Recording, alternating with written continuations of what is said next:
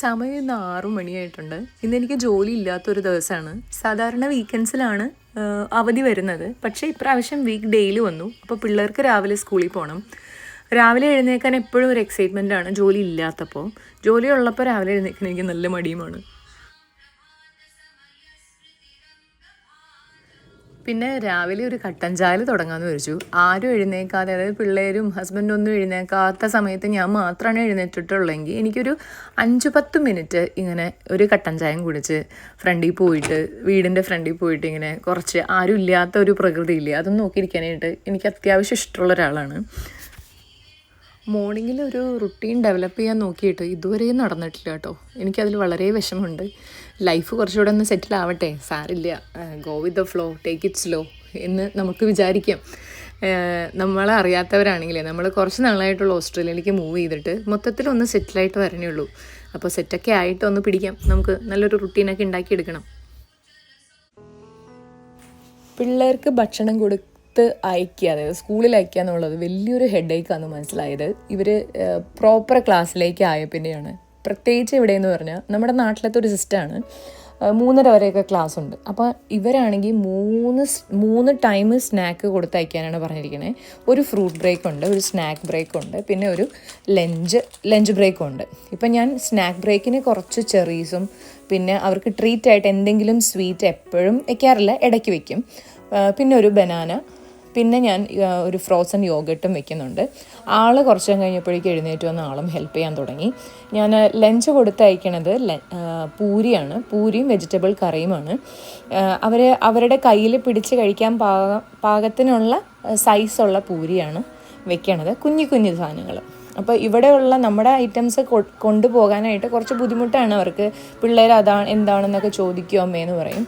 അപ്പോൾ ഞാൻ ഇവിടെയുള്ള ആളുകൾക്കും കൂടെ കാണുമ്പോൾ വലിയൊരു ഓക്വേർഡ്നെസ് കണ്ടുപിടിക്കാൻ പറ്റാത്ത രീതിയിലാണ് ഞാൻ സാധനങ്ങൾ കൊടുത്തയക്കാൻ ശ്രമിക്കാറ്. ഫിംഗർ ഫുഡ് പോലെ, അപ്പോൾ ഇന്ത്യൻ പാൻ കേക്കോ അങ്ങനെ എന്തെങ്കിലുമൊക്കെ പിള്ളേർക്ക് പറയാമല്ലോ. അപ്പോൾ ഇതാണ് അവരുടെ സ്നാക്ക്. ഞാൻ യോഗട്ട് കുറച്ച് നേരം ഫ്രോസൺ, അതായത് നമ്മുടെ ഫ്രീസറിൽ കയറ്റി വയ്ക്കും. അപ്പോൾ കുറച്ച് അങ്ങോട്ട് തണുപ്പ് കൂടുതൽ നിൽക്കുമല്ലോ.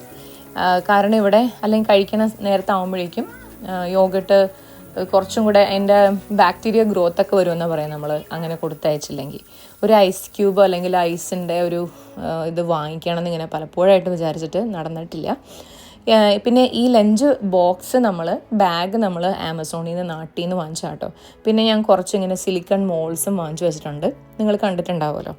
അപ്പോൾ അതിൽ നമുക്കിങ്ങനെ സെപ്പറേറ്റ് ചെയ്ത്, ജസ്റ്റ് ഒരു സിംഗിൾ പോക്കറ്റുള്ള ലഞ്ച് ബാഗ് ആണെങ്കിൽ ഇങ്ങനെ സിലിക്കൺ മോൾഡ് എന്തെങ്കിലും വാങ്ങിച്ചു വെച്ചിട്ടുണ്ടെങ്കിൽ നമുക്കതിൽ ഓരോരോ ഐറ്റംസ് ഇട്ട് കൊടുക്കുകയും ചെയ്യാം പിള്ളേർക്ക്.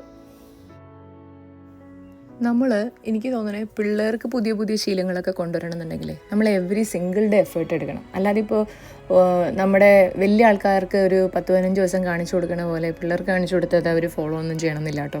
ഈ സ്കൂളിൽ പോണതിന് മുമ്പുള്ള പ്രാർത്ഥന എനിക്ക് തോന്നുന്നു സ്കൂള് തുടങ്ങി ചെയ്യുന്ന കാര്യമായിട്ടും ഇപ്പോഴും ഞാൻ പറയാതെ അവർ ചെയ്യില്ല. പക്ഷെ എനിക്ക് തോന്നുന്നു അവർ വലുതായി കഴിയുമ്പോൾ ഇതൊക്കെ ഒരു ശീലമാക്കും എന്നാണ് എൻ്റെ ഒരു വിശ്വാസം.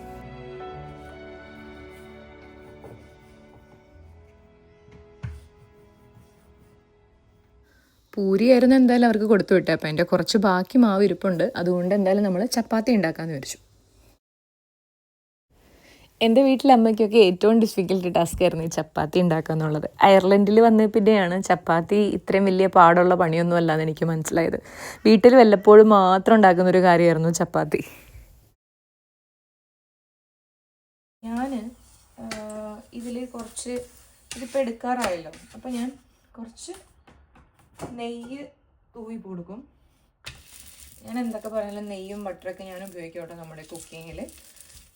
എനിക്ക് തോന്നുന്നു നമ്മുടെ ഈ vegetable oil, sunflower oil, palm oil ഇതിനേക്കാളൊക്കെ എന്തായാലും ആരോഗ്യകരമായിട്ടുള്ള സാധനം നെയ്യും ബട്ടറൊക്കെ തന്നെയാണെന്നാണ് എൻ്റെ ഒരു വിശ്വാസം. പിന്നെ എൻ്റെ അറിവിൽ നിന്ന് ഞാൻ മനസ്സിലാക്കിയത് നമ്മുടെ ഇന്ത്യൻ കുക്കിങ്ങിന് അത്യാവശ്യം നല്ല സാധനങ്ങൾ തന്നെയാണ്. കുറച്ച് നെയ്യും ബട്ടറും വെണ്ണയൊക്കെ, അല്ലെങ്കിൽ കോക്കനട്ട് ഓയിൽ. ഞാൻ ഇപ്പോഴും ആദ്യമൊക്കെ നമുക്ക് അറിവില്ലാതിരുന്ന സമയത്ത് നമ്മൾ ഈ കോക്കനട്ട് ഓയിലാണെങ്കിൽ ഇപ്പം നമ്മുടെ നാട്ടിലും നല്ല വിലയാണ്. അയർലൻഡിലായിരുന്നപ്പോൾ നമ്മളതൊക്കെ ഉപയോഗിച്ചിട്ട് ആദ്യമൊക്കെ വെജിറ്റബിൾ ഓയിലും സൺഫ്ലവർ ഓയിലും ഒക്കെ വാങ്ങിക്കുമായിരുന്നേ. പിന്നെ നമ്മളത് അങ്ങോട്ട് നിർത്തി. നമ്മൾ ഏറ്റവും ചീപ്പസ്റ്റ് ഓപ്ഷൻ, ഇപ്പോൾ ഒരു കടയിൽ പോയി കഴിഞ്ഞാൽ ഏറ്റവും താഴെ ഇരിക്കണതായിരിക്കും ചീപ്പായിട്ടുള്ള സാധനം. അപ്പോൾ നമ്മൾ ആ ചീപ്പസ്റ്റ് ഓപ്ഷനാണ് പണ്ട് ഉപയോഗിച്ചിരുന്നത്. ഇപ്പോൾ ഉപയോഗിക്കണില്ല എന്നല്ല കേട്ടോ, എല്ലാം ഭയങ്കര ക്വാളിറ്റിയുള്ള സാധനമൊന്നുമല്ല നമ്മൾ വാങ്ങിക്കണേ. പക്ഷേ ഓയിൽ പോലെയുള്ള കാര്യങ്ങൾക്കൊക്കെ ഞാൻ ഇപ്പോൾ പണ്ടത്തേനേക്കാളും ഞാൻ ശ്രദ്ധിക്കാറുണ്ട്. ഞാൻ കുറേ നാളുകളായിട്ട്, എനിക്ക് തോന്നുന്നു ഇപ്പോൾ ഒരു 3-4 വർഷമായി ഞാൻ വെളിച്ചെണ്ണ തന്നെയാണ് പ്രിഫർ ചെയ്യണേ കുക്കിങ്ങിന്.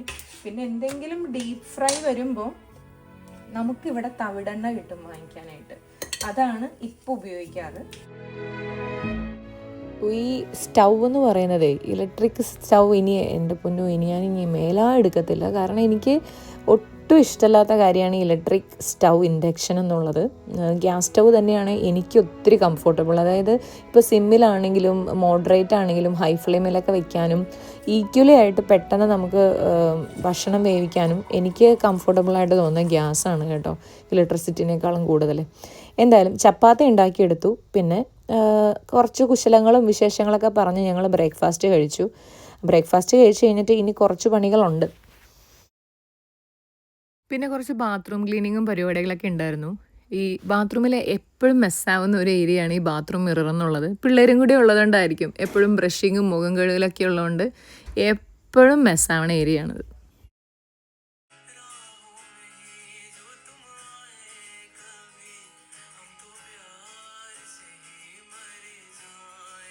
ഈ എന്തെന്നില്ലാത്ത ക്ഷീണം തോന്നും ചിലപ്പോൾ. ഒരുപാട് കാര്യങ്ങൾ ഈ ശരീരവും മനസ്സും ഏറ്റെടുത്തിട്ടാണോ എന്ന് ഞാൻ പലപ്പോഴും ആലോചിക്കാറുണ്ട്.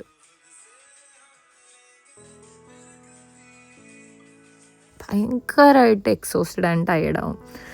കുളി തന്നെ ശരണം, കുളിക്കാമെന്ന് വിചാരിച്ചു. കുളിച്ച് കഴിഞ്ഞാൽ അതിൻ്റെ ഒരു പകുതി ക്ഷീണം എൻ്റെ മിക്കപ്പോഴും പോകാറുണ്ട് കേട്ടോ, ഇങ്ങനെ ശരീരത്തിനൊരു തളർച്ച തോന്നുമ്പോൾ. കുളിച്ച് കഴിഞ്ഞിട്ടുണ്ടെങ്കിൽ ഇപ്പം ഞാൻ ആകെ ചെയ്യുന്ന ഒരു സ്കിൻ കെയർ എന്ന് പറയുന്നത് ചെറുതായിട്ടൊരു മോയ്സ്ചറൈസർ മുഖത്തും ബോഡിയിൽ ഇടാമെന്ന് മാത്രമാണ്.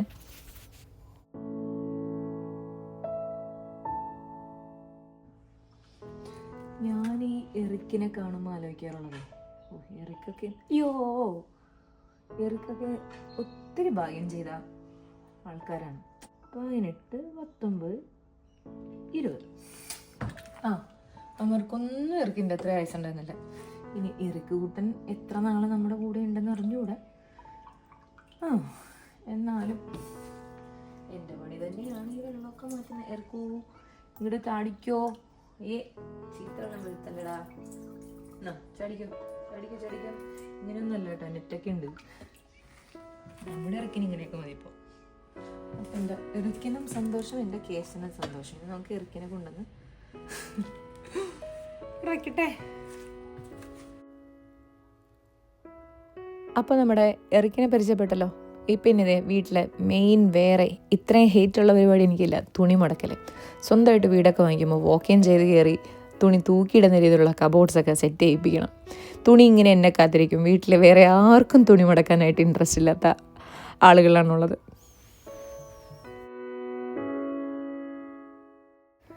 പിന്നെ നമുക്ക് കുറച്ച് ഷോപ്പിംഗ് ഉണ്ടായിരുന്നു, കുറച്ച് കാര്യമായിട്ട് തന്നെ ഷോപ്പിംഗ് ഉണ്ടായിരുന്നു. ഇതിപ്പോൾ നമ്മൾ ഓസ്ട്രേലിയയിലെ ചെറിയൊരു ടൗണാണ്. ഇതൊരു റീജിയണൽ ഏരിയയാണ്. റീജിയണൽ ഏരിയ എന്ന് പറഞ്ഞാൽ അത്ര വലിയ മോശമൊന്നുമല്ല കേട്ടോ. അത്യാവശ്യം സൗകര്യങ്ങളെല്ലാം തന്നെ ടൗണിലുണ്ടാവും. പക്ഷെ നമ്മൾ സിറ്റിയിലേക്ക് ട്രാവൽ ചെയ്യണമെന്നുണ്ടെങ്കിൽ ഒരു 3-4 മണിക്കൂർ എടുക്കും എന്നേ ഉള്ളൂ. സുഗിൻ ബ്രാൻഡ് കണ്ടോ? ഞാൻ അയർലൻഡിലൊക്കെ വെച്ചിട്ട് ഒരുപാട് കണ്ടിട്ടുള്ള ബ്രാൻഡാണത്. പക്ഷേ ഇവിടെ വളരെ സുലഭമായിട്ടും ചീപ്പായിട്ടും നമുക്ക് വിത്തിൻ ഓസ്ട്രേലിയ കിട്ടും കേട്ടോ. അതായത് നമ്മുടെ നാട്ടിലും അല്ലെങ്കിൽ നമ്മൾ നേരത്തെ താമസിച്ചിരുന്ന സ്ഥലത്തും മിഡിൽ ഈസ്റ്റിലൊക്കെ ഇത് അത്യാവശ്യം എക്സ്പെൻസീവാണ് ഈ ബ്രാൻഡ്. എനിക്ക് പേഴ്സണലി താല്പര്യമില്ലാത്തതും എന്നാൽ ജോലിക്ക് പോകുമ്പോൾ എല്ലാ ദിവസവും ഉപയോഗിക്കുന്ന സാധനമാണ് ഈ റോൾ ഓൺസ്. നിങ്ങളും പുറംനാട്ടിലൊക്കെയാണ് ജോലി ചെയ്യണമെങ്കിൽ പെർഫ്യൂം കൂടാതെ റോൾ ഓൺസ് ഉപയോഗിച്ച് കഴിഞ്ഞിട്ടുണ്ടെങ്കിൽ വിയർപ്പ് നാറ്റം അത്യാവശ്യം നന്നായിട്ട് കുറയ്ക്കാൻ പറ്റും.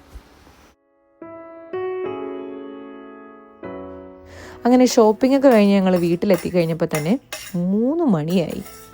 അപ്പോൾ ലേറ്റ് ലഞ്ചാണ് ഞങ്ങളുടെ ഇത്.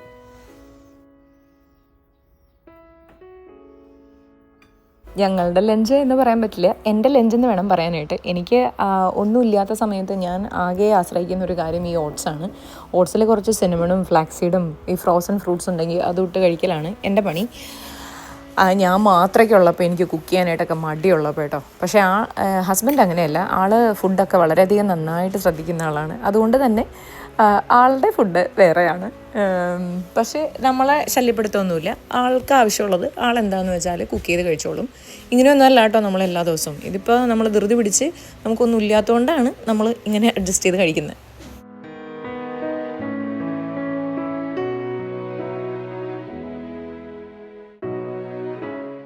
സ്കൂൾ ബസ് ഇവിടെ സ്പെസിഫിക് സ്കൂൾസിൻ്റെ അല്ല, ഗവൺമെൻറ്റിൻ്റെ സർവീസാണെന്നാണ് തോന്നുന്നത്.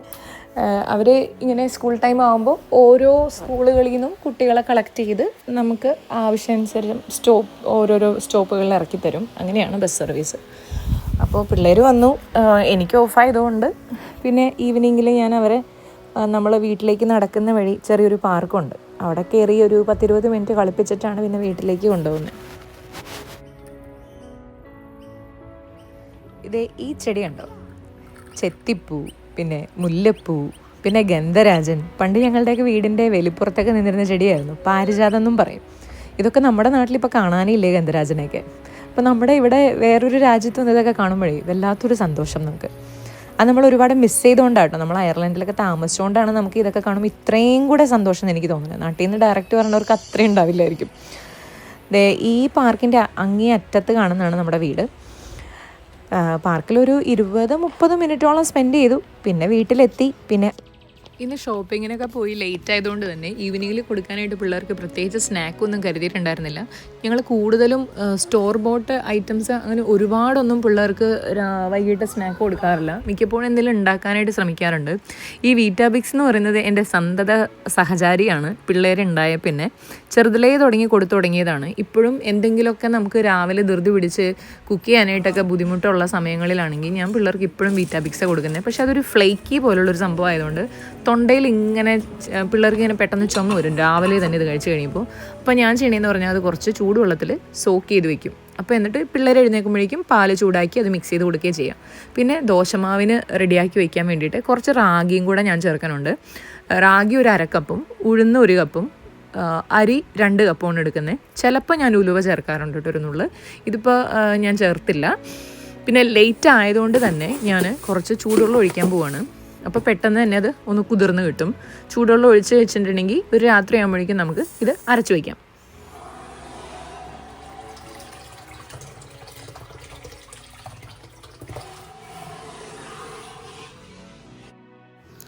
ഞാനിന്ന് വൈകിട്ട് പിള്ളേർക്ക് ഉപ്പുമാവ് ഉണ്ടാക്കാമെന്നാണ് വിചാരിച്ചത്. ഉപ്പുമാവിൽ ഞാൻ മിക്കപ്പോഴും ഈ ക്യാരറ്റ് ഇട്ടിട്ടാണ് ഞാൻ ഉപ്പുമാവ് ഉണ്ടാക്കാറ്. പിള്ളേർക്ക് ഇഷ്ടവുമാണ് ഉപ്പുമാവ്. അപ്പോൾ വൈകിട്ടത്തേക്ക് ഇതാണ് സ്നാക്ക് എന്ന് പറയാനില്ല, വൈകിട്ടത്തേക്കുള്ള ഫുഡ് ഇതാണ്. സ്കൂളിൽ നിന്ന് വരുമ്പോൾ നല്ല വിശപ്പാണ്. അപ്പോൾ രണ്ടുപേരും വേണ്ടാന്നൊക്കെ പറയും. പക്ഷേ ഇതേ ഉള്ളൂ, ഇത് കഴിച്ചോളണം എന്നങ്ങോട്ട് ഒരു വാക്ക് പറഞ്ഞാൽ പിന്നെ ആ വാക്കാണ്.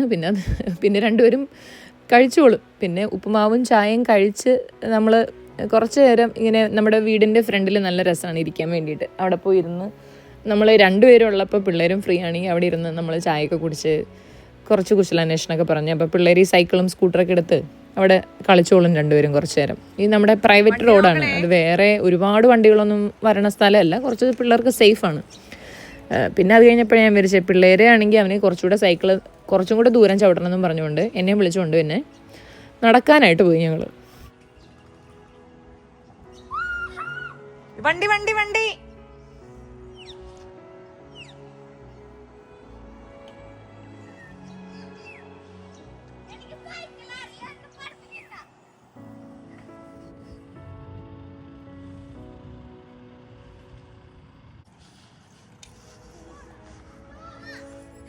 നമ്മുടെ നാട്ടിലെ മന്ദാരം ചെടി പോലെ ഉണ്ട്.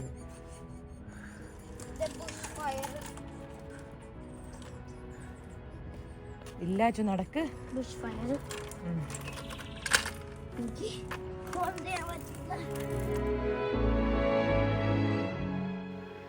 ഇവിടെയുള്ള മാവിലെ മാങ്ങയൊക്കെ ഇല്ലേ, ആർക്കും വേണ്ടാതെ പോകും കേട്ടോ.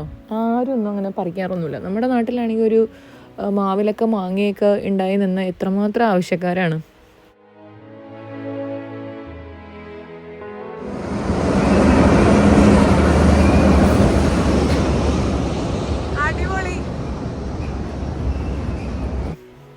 എനിവേ ഞങ്ങൾ നടന്ന് തിരിച്ചു വന്നു കഴിഞ്ഞപ്പോഴേക്കും ആകെ ഒരു ക്ഷീണമായി കേട്ടോ.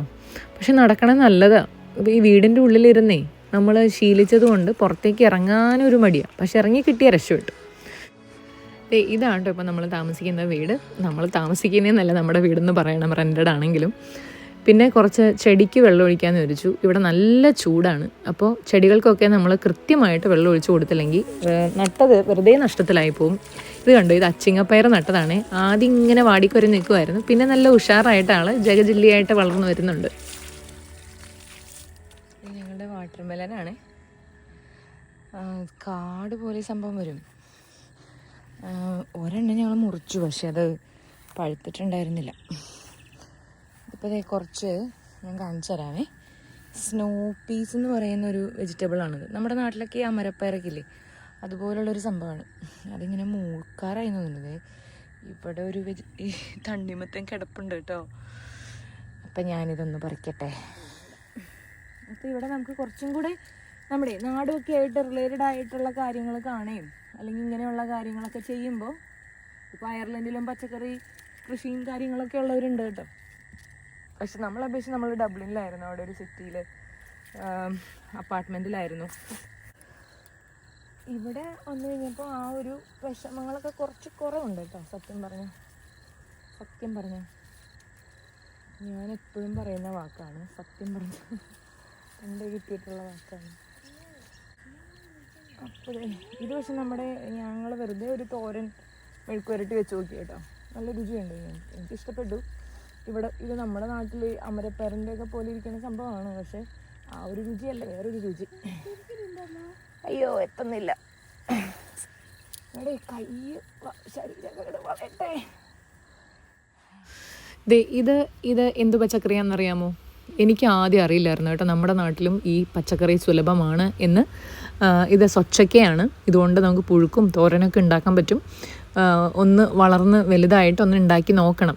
എൻ്റെ ഹൗസ് ഓണർ, ഇവിടെ ലാൻഡ് ലോഡ് ഇടയ്ക്കിടയ്ക്ക് ഈ സ്വച്ചക്ക കൊണ്ടു തരാറുണ്ട്. എനിക്ക് അതിൻ്റെ ഉപയോഗം പോലും അറിയത്തില്ലായിരുന്നു. ഞാനത് അവിടെ വെറുതെ വെച്ചിട്ട് കളയലാണ് പതിവ്. പക്ഷേ ഇനി എന്തായാലും അതുകൊണ്ട് പുഴുക്കോ തോരനോ ഒന്ന് ഉണ്ടാക്കി നോക്കണം. ഇതുവരെ എനിക്ക് അതിൻ്റെ ഉപയോഗം അറിയില്ലായിരുന്നു, ഞാൻ കണ്ടിട്ടുമില്ല. അയർലൻഡിൽ കണ്ടിട്ടുണ്ട് ഈ പച്ചക്കറി ഇരിക്കുന്നത്. ഇതെന്താണ് സംഭവം, ഇതുകൊണ്ടുള്ള ഗുണം എന്താണ്, എങ്ങനെയാണ് ഉണ്ടാക്കേണ്ടതെന്നൊന്നും ഒരു ഐഡിയ ഉണ്ടല്ല. ഇനി എന്തായാലും ഉണ്ടാക്കി നോക്കണം.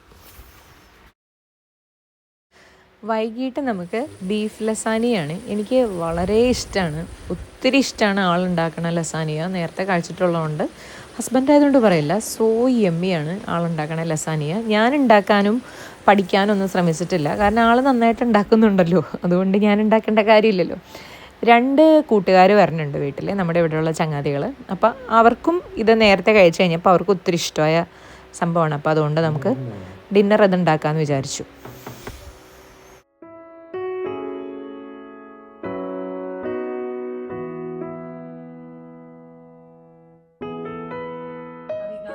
ശുദ്ധായ നിത്യായ പരമാത്മദേ സദേകരൂപരൂപായ വിഷ്ണവേ നിത്യനിരാമയ ദാസനി വന്ദിൻ സന്നിധി പൂകുമ്പോൾ തത്വമസിക്ക് പൊരുൾപ്പടമം പടിപതിനെട്ടും കേറി നിത്യനിരാമയ ദാസനി വന്ദിൻ സന്നിധി പൂകുമ്പോൾ.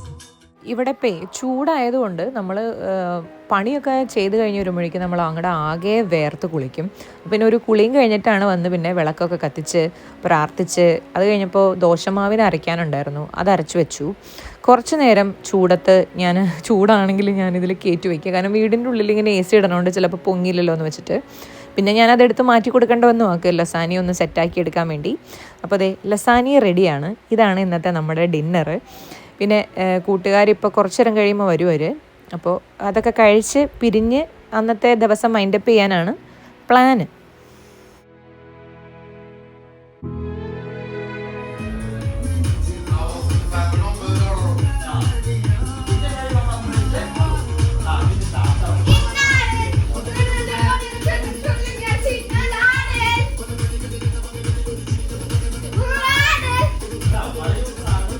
അപ്പോൾ നമ്മുടെ കൂട്ടുകാരെത്തിയിട്ടുണ്ട്.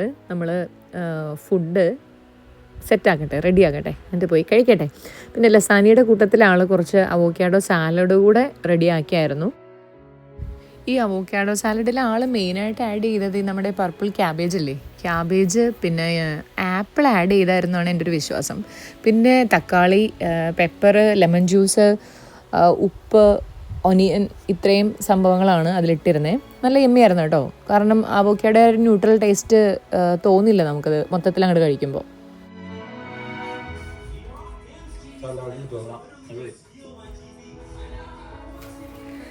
അങ്ങനെ ഞങ്ങളുടെ ഈ ദിവസം ഇവിടെ തീരുവാണ്.